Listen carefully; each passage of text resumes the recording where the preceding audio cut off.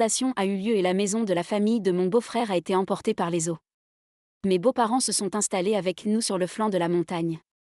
Ils ont occupé ma chambre et ont pris toutes les provisions que j'avais stockées. L'inondation a transformé notre maison en une île isolée, et ils ont mangé toute la nourriture, tournant finalement leurs mauvaises intentions vers moi. J'ai regardé comme un fantôme pendant qu'ils profanaient lentement mon corps. Renaissant, je les ai accueillis avec empressement dans ma maison. Car je savais qu'avec l'inondation viendrait un glissement de terrain. Ils seraient proprement enterrés sous les rochers, pour ne plus jamais ressurgir. Oh, et mon mari, qui gardait une maîtresse à l'extérieur. Les fortes pluies se poursuivent et nous nous attendons à ce que cette série de précipitations intenses dure jusqu'au début du mois prochain. Nous vous invitons à vous préparer et à faire des réserves de nourriture et d'eau potable. Les nouvelles passent en boucle à la télévision, me rappelant que je suis né le jour où la crue soudaine a frappé. La pluie durait depuis un demi-mois et tout le monde se préparait à évacuer. Cependant, une crue soudaine a isolé tout notre village. Une minute plus tard, on a frappé à la porte. Je savais qu'il s'agissait de mes beaux-parents qui amenaient la famille de leur plus jeune fils pour se réfugier chez moi. Leur maison se trouvait au bas de la colline, complètement emportée par l'inondation. Ma maison, sur le flanc de la colline, était encore relativement sûre. Dans ma vie d'avant, je n'ai pas réfléchi et je les ai tout de suite fait entrer. Face à une catastrophe naturelle, j'avais l'impression que je ne pouvais pas dire non. Mais lorsqu'ils ont emménagé, j'ai réalisé à quel point ils étaient vicieux. Ils ont pris les 3 chambres et j'ai été obligée de dormir sur le sol humide du salon. Ils m'ont donné toute la nourriture que j'accumulais et ont mangé et bu à leur guise. En quelques jours, la nourriture s'est épuisée. Mon beau-frère m'a reproché de ne pas avoir stocké assez de nourriture et m'a giflé. Puis, ma belle-sœur, me regardant soudain avec un sourire sinistre, a dit « Elle a l'air d'avoir un peu d'argent. On dirait qu'elle a un peu de viande sur elle. Cela devrait nous durer un moment. » Dieu sait ce que j'ai ressenti en flottant dans les airs. Heureusement, le Dieu a eu pitié de moi et je suis revenue. En regardant la maison pleine de gens, j'ai ricané. Bientôt ils seront tous enterrés sous ces rochers, aucun d'entre eux n'en réchappera. Au moment où ma belle-sœur, Nina, est entrée, elle a mis dans ma chambre les quelques affaires pathétiques qu'elle avait sauvées de l'inondation, jetant mes vêtements sur le canapé. Je vais prendre cette chambre. Celle de gauche est pour maman et papa, et celle de droite est pour mon fils. J'ai regardé ma belle-mère d'un air piteux. Maman, où vais-je dormir ? Elle agite sa main calleuse avec impatience. Tu n'es qu'une personne, le sol ne te suffit-il pas ? Pourquoi es-tu si difficile ? Dans ma dernière vie, j'ai résisté. Après tout, c'était ma maison. Pourquoi n'aurais-je pas une chambre ? J'ai discuté avec eux, mais ma belle-mère m'a giflé. Ce n'est pas la peine d'occuper une si grande maison. Vous êtes mariés depuis des années et vous n'avez même pas pondu un œuf. Quel est l'intérêt de te garder dans les parages ? Notre famille ne supporte pas les pique-assiettes. Si tu es inutile, donne la maison à Nina. Au moins, elle nous a donné un fils pour la famille Field.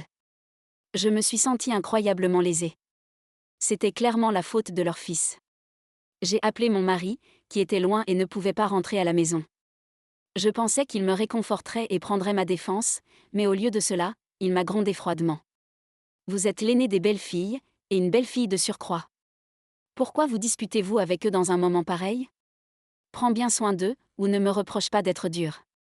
Je ne le savais pas à l'époque, mais maintenant je le sais, il tenait sa maîtresse dans ses bras lorsqu'il a pris mon appel. Ouh. D'accord, je ferai en sorte qu'ils soient tous enterrés ensemble. Maintenant, j'ai tenu chaleureusement la main de Nina. Belle-sœur, ma maison est votre maison. N'hésitez pas à choisir la chambre que vous voulez. Je n'ai aucune objection. Elle a croisé les bras, l'air satisfait, et est finalement partie, satisfaite. Ma belle-mère se tenait sur le balcon, pleurant à chaudes larmes en voyant sa maison emportée par les eaux. Ma maison. La maison que j'ai rénovée l'année dernière. Nina essuie ses larmes tout en m'injuriant. C'est de ta faute. L'année dernière, nous avons proposé de construire notre maison à flanc de colline, comme la vôtre. Mais tu as insisté sur le fait que le bas de la colline était plus pratique. Je pense que vous l'avez fait exprès. Saviez-vous qu'une inondation allait se produire ? Quelle absurdité ! Je n'étais pas prophète. D'ailleurs, c'est elle qui a dit que construire une maison sur le flanc de la colline n'était pas pratique à cause de l'escalade. Et maintenant, c'est moi qu'elle accuse. C'est de la folie. Nina a continué. Je m'en fiche. Désormais, cette maison est la mienne. HMPH. C'était la sienne, bien sûr que c'était la sienne. Je ne me battrais même pas avec elle pour l'obtenir. Parce que cet endroit deviendrait bientôt leur tombe. J'ai divisé toute la nourriture que j'avais stockée et je l'ai placée à différents endroits de la maison. Dans ma vie précédente, j'avais tout stocké au même endroit, et ils ont tout mangé en quelques jours. S'ils avaient été plus attentifs, nous aurions pu tenir jusqu'à la décrue. Cette fois-ci, je devrais rationner la nourriture et la leur donner petit à petit pour qu'elle tienne 2 semaines. Nous devons tenir jusqu'à ce que le glissement de terrain se produise. Je me tenais dans l'arrière-cour, regardant la pente derrière la maison. Après des jours de pluie torrentielle, certains rochers avaient déjà commencé à se fissurer. J'étais très content. J'ai fait demi-tour et je suis retourné à l'intérieur pour cuisiner pour toute la famille. Je n'ai fait qu'une marmite de bouillie fine. Nina s'est approchée, voyant cela, m'a grondé. Es-tu folle? Avec autant de monde, tu n'as fait qu'une marmite de bouillie. Comment pouvons-nous être rassasiés avec ça? J'ai rapidement ajouté un bol pour elle. Nous n'avons pas beaucoup de nourriture. Je ne m'attendais pas à ce que vous veniez tous, alors je n'ai pas fait de réserve suffisante. Nous n'avons pas d'autre choix que d'économiser jusqu'à l'arrivée des secours. Elle était mécontente mais n'avait pas le choix. Personne ne peut prédire une catastrophe naturelle. Chacun des 5 avait un bol à la main. Ma belle-mère, Maya, a dit. On dirait que la pluie va continuer pendant quelques jours encore. Qui sait quand les eaux se retireront? Mon beau-frère, Thomas, m'a lancé son bol. Donne-moi un autre bol. J'ai hésité. Non, il n'y en a plus. Avant qu'il n'ait pu dire quoi que ce soit, ma belle-mère m'a giflé. Femme inutile. Pourquoi n'en as-tu pas fait plus? Et si mon fils a faim? En tremblant, j'ai tendu mon propre bol. Maman, nous n'avons vraiment pas le choix. Nous sommes si nombreux, et les nouvelles disent que la pluie durera encore au moins 10 jours. Nous devons économiser. Thomas a pris mon bol et l'a englouti, puis l'a écrasé sur le sol. Vous saviez qu'il y aurait une forte pluie, pourquoi n'avez-vous pas stocké plus de nourriture? Quel plan diabolique es-tu en train d'échafauder? Ouh. J'ai vraiment un plan diabolique, je n'ai plus rien de bon en moi. Le soir, après qu'ils aient tous pris une chambre pour dormir, je suis allée tranquillement dans la cour pour prendre le bœuf séché que j'avais caché. J'en ai pris une bouchée, délicieuse. Mon mari a rappelé, me demandant si j'avais bien pris soin de sa famille et me disant qu'il reviendrait dès que l'inondation serait terminée pour m'aider. J'ai gloussé en mâchant le bœuf séché. Bien sûr, il faudrait qu'il revienne. Après tout, il doit mourir avec sa méchante famille. Sinon, comment pourrait-il être frappé par les rochers qui tombent s'il ne revient pas? J'ai regardé le calendrier, le 8 juin. Il reste 6 jours avant l'éboulement. Pendant ces 6 jours, quoi qu'il arrive, je dois les garder calmes et apaisés. Nina m'a jeté une pile de vêtements sales. Dépêche-toi de laver ces vêtements pour moi. Avec ce fichu temps, rien ne sèche. Elle a fouillé dans tous mes vêtements et a choisi les plus beaux et les plus chers pour les emmener dans sa chambre. Porteur, ces vêtements seraient un gâchis pour toi. Avec ton gros corps, tu ne peux pas les porter. Je m'en moquais, je les considérais comme des vêtements d'enterrement pour elle. Je les ai entendus parler dans leur chambre. Ma belle-mère a demandé. Votre maison a été emportée par l'inondation. Combien cela coûtera-t-il de la reconstruire? C'est un tel malheur. Nina a ricané. Reconstruire pour quoi faire?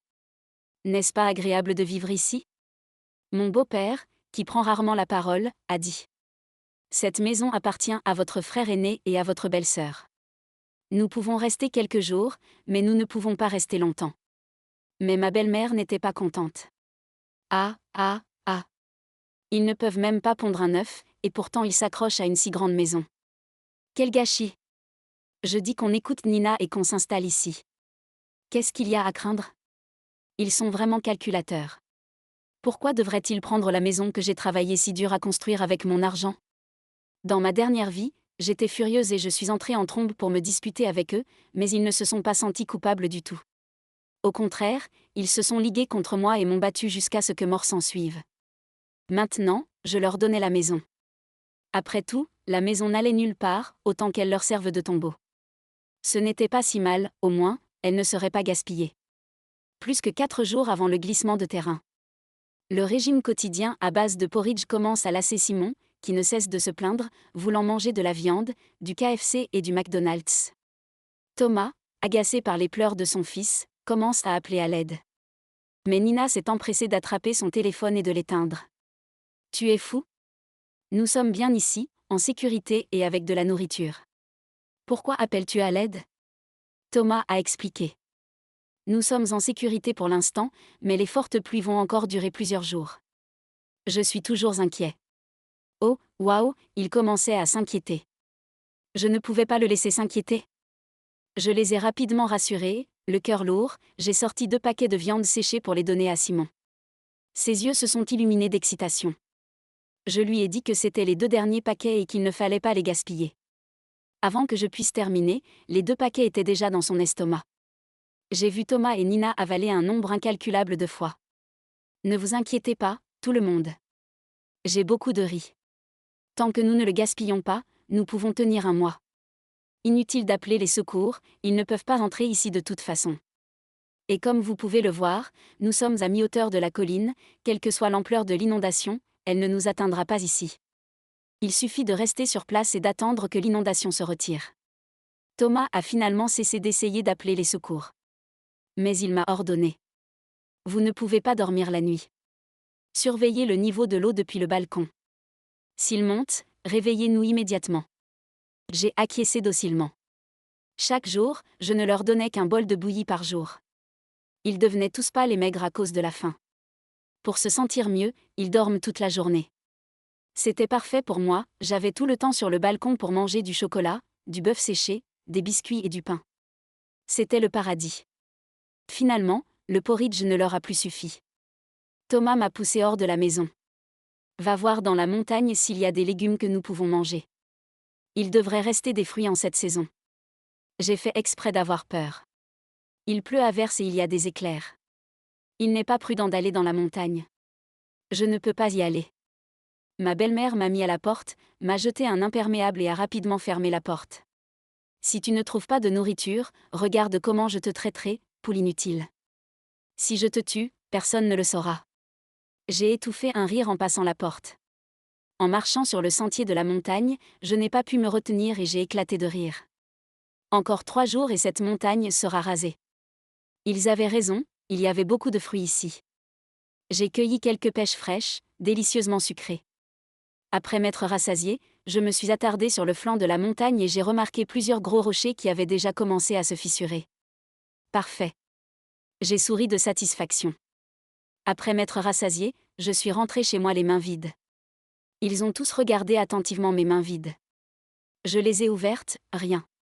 Nina s'apprêtait à me frapper. Espèce d'inutile. Je ne peux même pas trouver quelques fruits. Normalement, cette montagne est pleine d'arbres fruitiers. Réprimant mon rire, j'ai expliqué.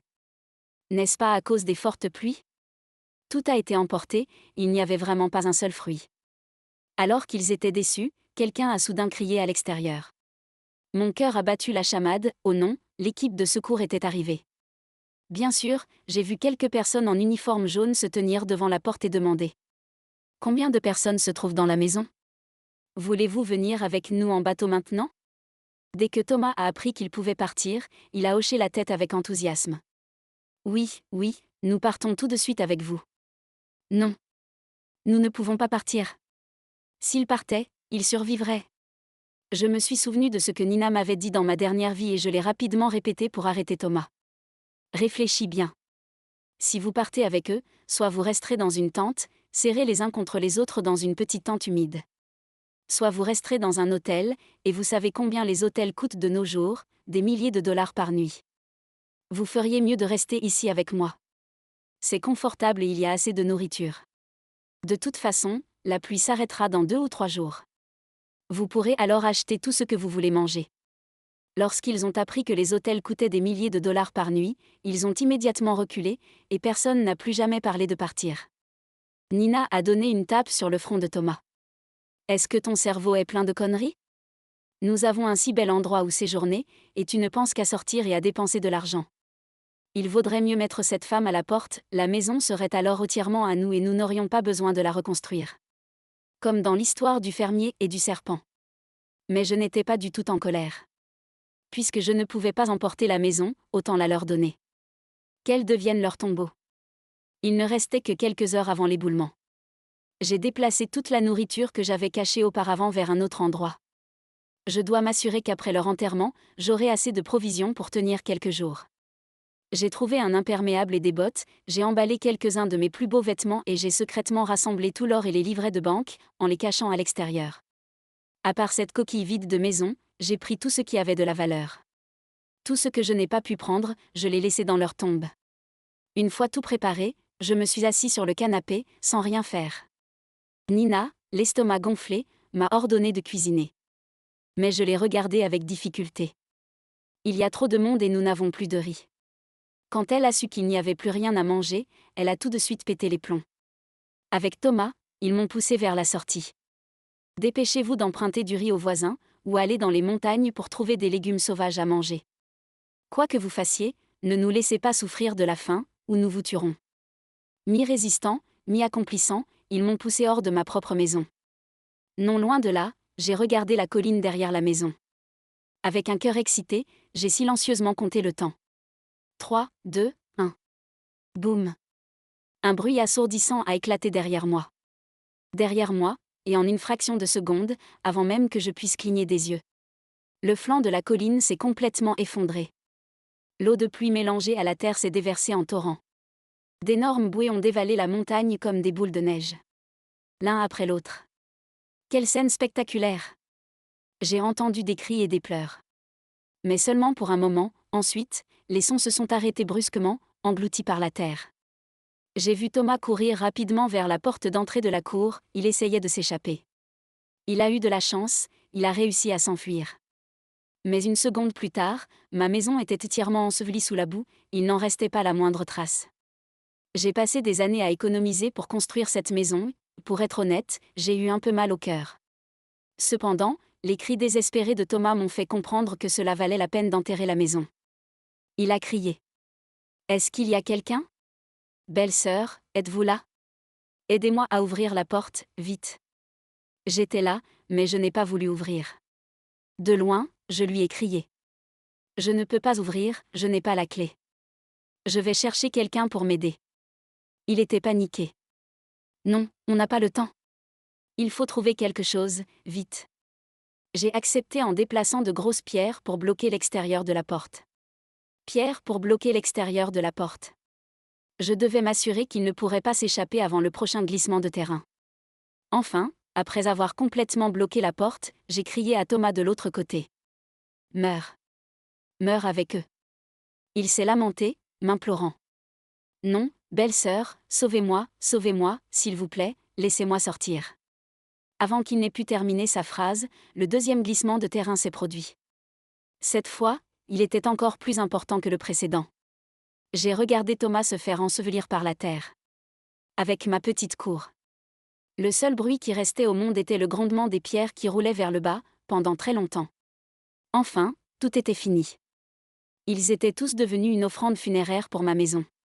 Ils devaient être satisfaits maintenant, ils avaient vraiment et complètement pris possession de ma maison.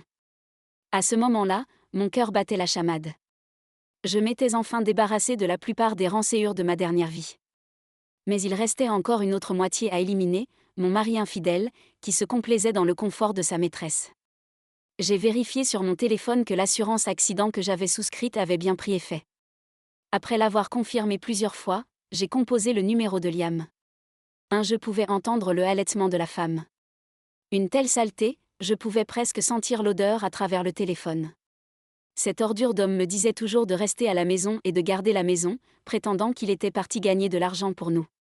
En réalité, il avait une maîtresse et une nouvelle famille depuis le début, et je n'ai rien su.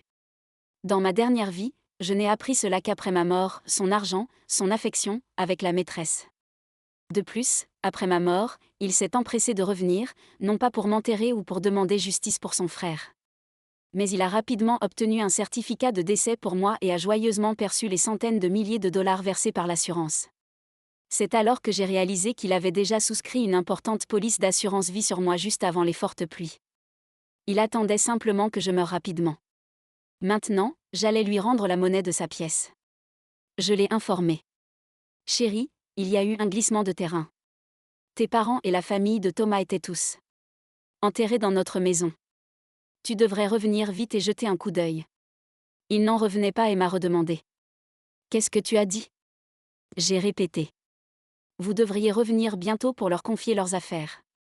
Les eaux de crue se sont en grande partie retirées, et d'ici demain, les routes bloquées seront probablement dégagées. Assurez-vous de revenir à temps. Il est resté longtemps silencieux. Peut-être dans quelques jours. Il vient de pleuvoir abondamment, et il n'y a que des montagnes là-bas, ce n'est pas sûr. Waouh, c'est vraiment du sang-froid. Toute sa famille vient de mourir et il ne s'inquiète pas du tout. Il ne se préoccupait que de sa propre sécurité et pensait qu'il pouvait attendre quelques jours de plus avant de revenir. Il voulait attendre, mais je ne pouvais pas le laisser attendre. Comme il l'a dit, attendre quelques jours de plus serait en effet plus sûr. J'ai rapidement tendu le plus gros appât devant lui. Quand maman, papa et Thomas sont venus chez moi, ils ont apporté leur livret de banque et beaucoup d'objets de valeur. Tu te souviens de l'or que j'ai acheté pour maman? Il semble qu'ils soient tous enterrés sous notre maison, et nous devons les retrouver rapidement. Je les ai vus l'autre jour. Au total, les carnets de banque représentent probablement plus de 500 000 $. C'est beaucoup. Bien sûr, j'ai entendu cette femme s'exclamer. 500 000 $.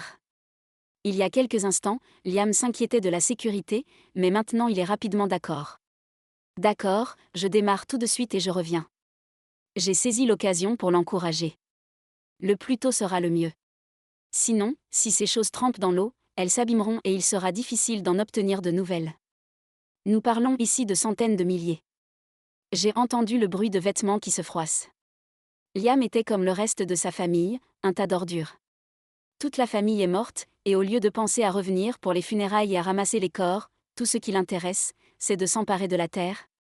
Tout ce qui l'intéresse, c'est de s'emparer de la propriété. Mais il n'y avait pas de propriété à saisir. Thomas et Nina faisaient habituellement des petits boulots dans une usine voisine, gagnant moins de 5 000 $ par mois. L'année dernière, lorsqu'ils ont construit cette nouvelle maison, ils m'ont même emprunté 100 000 $ pour l'achever. Dommage, cette maison d'Axe en grave peine un an a été emportée par l'inondation. S'il y a quelqu'un à blâmer, c'est bien eux qui ont fait des économies de bouts de chandelle.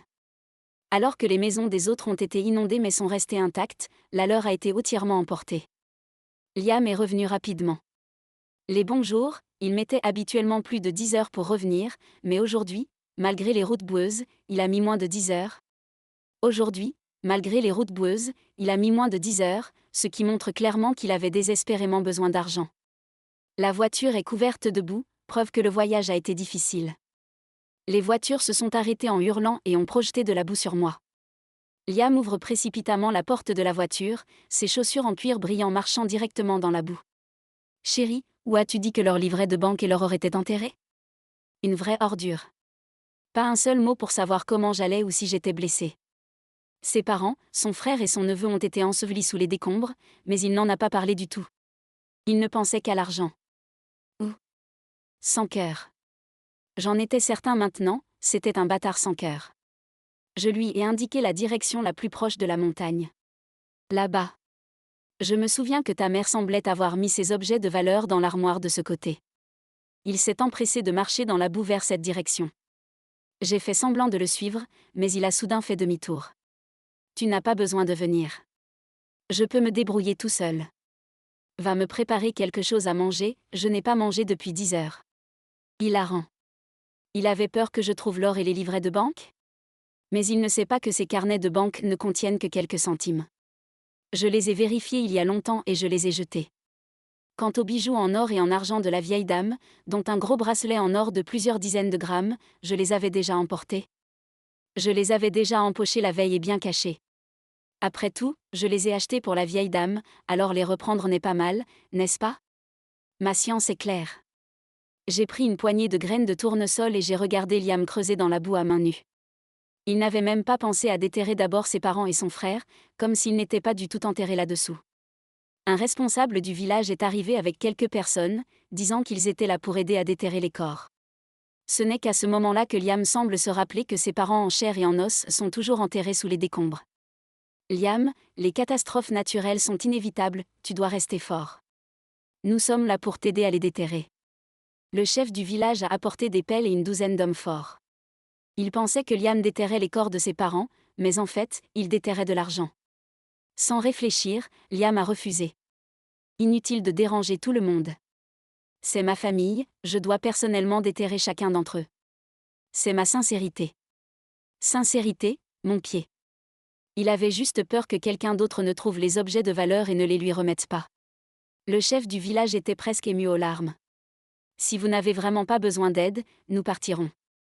Après avoir fait quelques pas, le chef du village a regardé la pente à droite et s'est dit inquiet. Il pourrait y avoir un autre glissement de terrain ici.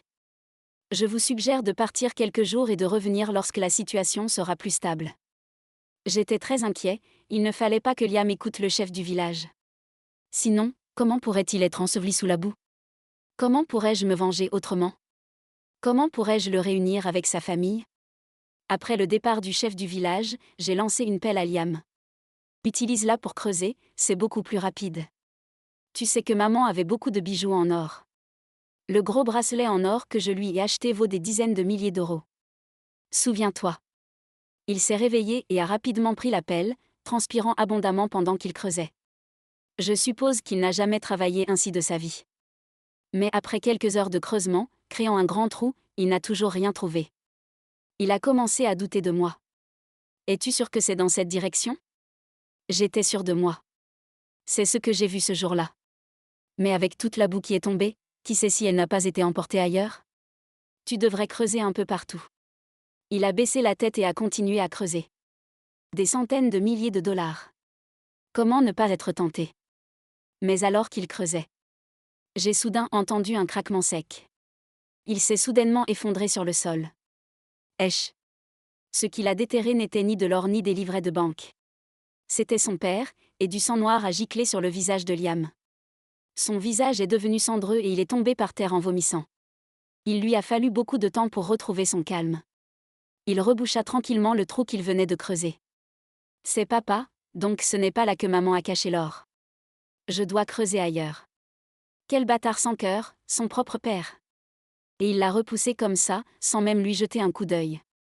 Cet homme mérite vraiment de mourir, il n'a aucune raison de se plaindre que je le rappelle. Il s'est déplacé vers un autre endroit et a continué à creuser. Quelques heures plus tard, il y a eu un autre bruit. Cette fois, il a déterré Nina. Il a encore changé de direction. J'ai regardé en silence l'heure sur mon téléphone, puis j'ai demandé à Liam. « Chérie, as-tu acheté une grosse police d'assurance pour moi ?» Il n'a même pas tourné la tête. « Oui, comment l'as-tu su ?» Il était lui-même surpris. « Comment l'ai-je su ?» Il ne m'en avait jamais parlé, pas un seul mot. Je ne l'ai découvert que dans ma vie précédente, après ma mort. À l'époque, je flottais ici, regardant Liam tenir sa maîtresse dans ses bras. Ils souriaient tous les deux, planifiant leur vie future. La maîtresse a dit. Ils sont tous morts maintenant, et tout l'argent de l'indemnisation sera à nous. Exactement, Liam souriait comme un diable de l'enfer. 2 maisons, un montant considérable d'indemnité gouvernementale. Et l'assurance que j'ai souscrite pour cette femme morte, au moins 1 million. Nous allons enfin atteindre la liberté financière. La maîtresse ricane. Je t'avais dit qu'avec les fortes pluies, il y aurait certainement une crue soudaine, et sûrement un glissement de terrain. Tu vois, ce n'était pas malin de construire la maison à l'endroit que j'ai choisi. J'étais furieux, sur le point de devenir fou. Je n'avais pas bien compris auparavant pourquoi Liam avait insisté pour construire la maison au pied de la falaise. Il y avait tellement d'endroits plats pour construire une maison. Il s'avère qu'ils avaient prévu de me tuer depuis le début. Tous les sentiments que j'ai mis dans cette maison ont été vains. Je l'ai construite petit à petit, la considérant comme le refuge de ma vie. Ils ne sont pas du tout humains. Plus tard, ils ont pris l'argent de notre mort, ont acheté une maison en ville et ont mené la grande vie. Je ne savais pas comment Thomas et Nina réagiraient en voyant cela, mais j'étais complètement remplie de haine pour lui. Depuis la construction de la maison, il m'a laissé à la maison pour s'occuper de ses parents, en disant qu'il pouvait gagner assez d'argent tout seul. Comme nous avions déjà une maison et qu'il ne voulait pas d'enfants, je n'avais pas besoin de travailler autant. En réalité, il voyait une autre maîtresse à l'extérieur. Il voulait être avec sa maîtresse, mais il voulait aussi que je m'occupe de ses parents. Il m'a donc laissé dans notre ville natale pendant qu'il profitait de la vie ailleurs. Plus tard, j'ai découvert qu'il ne voulait pas d'enfants, non pas parce qu'il n'en voulait pas, mais parce qu'il pensait qu'une femme rurale comme moi n'était pas digne de porter ses enfants. Il m'a épousée juste pour m'utiliser comme femme de ménage pour s'occuper de ses parents ruraux. De cette façon, il pouvait vivre une vie insouciante avec sa maîtresse, sans aucune obligation. Vivre paisiblement avec sa maîtresse, jouir d'une vie confortable sans aucune perturbation. Dans cette vie, j'ai aussi acheté une grande police d'assurance pour lui. J'ai souri et je lui ai dit. Tu as souscrit une assurance pour moi, alors comment pourrais-je ne pas en souscrire une pour toi? Je t'ai aussi souscrit une police d'assurance. Il a soudain posé l'appel et m'a regardé. Qu'est-ce que tu veux dire? J'ai souri. Oh, rien. C'est juste qu'il est poli de te rendre l'appareil, chérie. J'ai peur qu'il t'arrive quelque chose à toi aussi. Il a semblé commencer à se douter de quelque chose et m'a regardé d'un air soupçonneux. Où étais-tu quand le glissement de terrain s'est produit? Pourquoi es-tu le seul à être en forme? Il a levé la pelle et j'ai cru qu'il allait me la balancer, mais j'ai vite changé de sujet. Oh, regarde. Ce n'est pas la tête de ta mère? Si elle est ici, alors l'or et les autres choses doivent être dans le coin. Vite, creuse. La mention de l'or a ramené les pensées de Liam vers les décombres. Le visage de la vieille dame était couvert de boue, sa bouche, son nez, ses oreilles. Même ses yeux ouverts étaient remplis de terre. Elle avait été enterrée vivante, les yeux grands ouverts. J'ai imaginé la scène à ce moment-là, vraiment, c'était si excitant. En voyant la vieille dame dans cet état, Liam est tombé à genoux de peur. Ses doigts ont tremblé pendant un long moment. Maman, repose en paix. Je suis juste là pour prendre quelques affaires. Une fois que je les aurai prises, je t'enterrerai comme il se doit. Tu vois, il n'avait même pas l'intention de déterrer les corps de ses parents pour les enterrer correctement. Je lui ai demandé. Tu ne vas pas les déterrer et leur donner un enterrement digne de ce nom? Il a recraché une bouchée de mudie saliva. Pourquoi s'embêter avec ça? Il suffit de les enterrer ici. Ça évite de creuser et de trouver un cimetière. Mais c'est notre maison, chérie. Tu ne veux pas en construire une nouvelle? Ses yeux se sont détournés un instant. Pas de problème. Je t'en construirai une petite à côté. Tu es seule, une petite maison suffira. Mon cœur s'est refroidi. Quel genre de personne est-il? Il avait déjà prévu de me laisser seule à la campagne pendant qu'il menait la belle vie ailleurs. Il a même envisagé de construire une petite maison à côté, espérant sans doute que je m'enterrerais moi aussi dans la boue. Dommage, cette fois, c'est lui qui sera enterré. J'ai jeté un coup d'œil alors sur ma montre. Puis j'ai regardé la pente derrière Liam. Encore une minute. Chérie, continue de creuser. Je vais te chercher de l'eau, tu y es presque. Il reste 30 secondes. Liam creuse encore plus vigoureusement. 10 secondes. Je me tenais déjà loin, très loin, dans un endroit sûr. Ce glissement de terrain était encore plus spectaculaire que le précédent. En un instant, on a eu l'impression que le ciel tombait, que la terre se fendait et que la poussière envahissait l'air. Paniqué, Liam s'est retourné et a essayé de courir pour me protéger. Mais sur le chemin boueux, il ne pouvait pas bouger. Je l'ai vu sombrer dans le désespoir. Ses yeux étaient remplis de panique et d'urgence. Il a crié. « Femme, aide-moi !» La boue et les pierres l'ont enseveli, comme sa famille. Mais en quelques dizaines de secondes, il était revenu à la nature. Revenu à la terre. Oh! Enfin la paix! Je me suis épousseté les mains et j'ai jeté un dernier coup d'œil à cette tombe naturelle. Liam, tu n'aurais jamais pensé que la maison que tu as si durement construite deviendrait ton cercueil, n'est-ce pas? L'endroit que toi et ta maîtresse aviez choisi avec soin t'a finalement enterré, c'est le karma. La compagnie d'assurance m'a versé 1 million et le gouvernement m'a donné 100 000 euros pour les frais de réinstallation des deux maisons. En regardant les 1,1 million dans ma main, je n'ai pas pu m'empêcher de sourire. Et lors de la vieille dame, après avoir tout vendu pour de l'argent, j'avais gagné plusieurs milliers d'euros supplémentaires. Le chef du village m'a appelé pour me dire que l'équipe de secours avait déterré les corps et me demandait ce que je voulais en faire. J'ai laissé échapper un rire froid. Les jeter tous dans la rivière. Je pensais que tout était fini, mais à l'improviste, la maîtresse de Liam est venue me chercher. Elle a touché son ventre légèrement bombé. J'ai droit à une part de l'argent de l'indemnisation. Ouh. J'avais déjà vu des gens effrontés, mais jamais quelqu'un d'aussi effronté. Je l'ai grondé. Toi, une maîtresse, cachée dans l'ombre, tu veux mon argent. Qui t'a donné le courage? Qui t'a donné le courage? Qui t'a donné le droit? Elle a gonflé son ventre. Liam est venu me voir en rêve. Il a dit que tout l'argent de sa compensation devait aller à son fils, il m'a dit de venir te voir. Quelle blague! Je l'ai aspergé d'un seau d'eau froide. S'il en a la capacité, qu'il vienne lui-même en rêve et qu'il me le dise. La maîtresse, furieuse, a essayé de me frapper, mais elle a raté un pas. Ah, l'enfant n'était plus là. Le sang a coulé partout. Je l'ai regardé froidement. On dirait que Liam aimait vraiment votre fils. Même après son départ, il veut l'emmener avec lui.